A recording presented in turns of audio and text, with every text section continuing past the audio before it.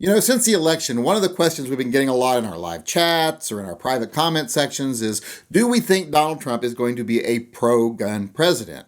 Well, to answer that, I don't know. Donald Trump is an unknown quantity here. He is something that we do not know, something we've never seen before. You got to remember, he's not a Democrat, he's not a Republican. He's basically a populist candidate that took over the Republican ticket because the Republican Party was so splintered. So we really don't have any precedent for what he's going to do once he's in office. We'll just have to wait and see.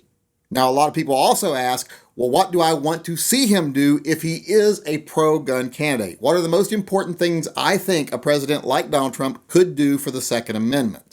Do I want to see the Hughes Amendment repealed, or do I want to see the NFA disappear completely? Well, those are things that I think are beyond the scope of the president. It's going to take more than just the president to do those things. Now, I'm hoping that the NRA and Congress and the president can all work together and do those things, but some things that I think could happen right away are things like the Hearing Protection Act could get passed.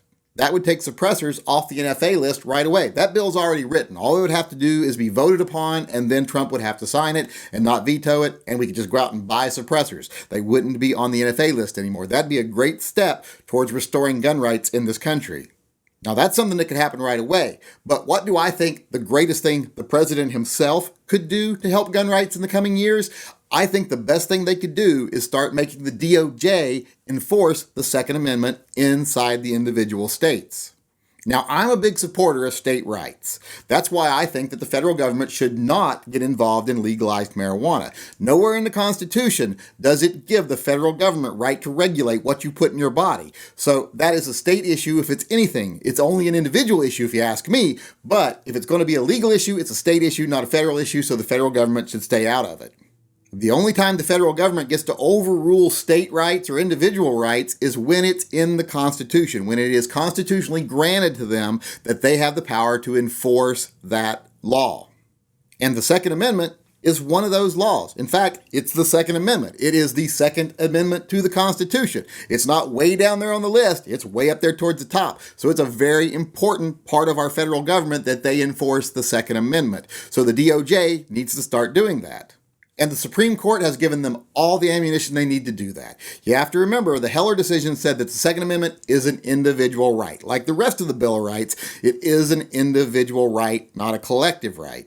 Which I've never understood why that's even a question. People like Thomas Jefferson wanted the Second Amendment to basically just read, no free man shall ever be debarred the use of arms. So that has no qualifiers on it whatsoever. The qualifiers were only placed there later to justify why they think people should not be restricted in the use of arms. So it's always clearly been an individual right, but now the Supreme Court has declared, yes, it is an individual right. Everyone pretty much knows that. Everyone's familiar with the Heller decision. But the DOJ just doesn't have the Heller decision now. They also have the McDonald decision. The McDonald decision declared that the Heller ruling didn't just apply to the federal government, it does apply to the states as well, because the states do not have the right to override the Second Amendment. The McDonald decision basically said that the Second Amendment is incorporated into the states through due process, in the 14th Amendment, I believe it is, so therefore the states cannot override the federal laws regarding the Second Amendment. So what Donald Trump needs to do as president, if he wants to prove he's pro-gun, is have the DOJ start going to every state and saying, every law that you have, which doesn't coincide with the federal law, which doesn't jive with the federal law, is unconstitutional and is therefore invalid. That would get rid of all these wonky state laws that make some people in our country far less equal than others. There are some people in our country that are far less protected in their constitutional rights than other people just because of where they live. And that's not right.